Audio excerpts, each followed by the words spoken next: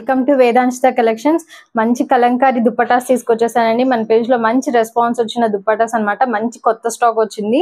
నేను వేర్ చేసి చూసారు కదా, ఇలా మన దగ్గర ఉన్న పాత కుర్తీస్ తో కూడా పేరప్ చేయొచ్చు. చాలా బాగున్నాయండి కలంకారీ కుర్తీస్. 1 by 1 చూసేద్దాం. చాలా మంచి కలర్స్ అన్నమాట. సో ఎనీ కుర్తీతో పేరప్ చేయొచ్చు. 1 by 1 చూసేద్దాం.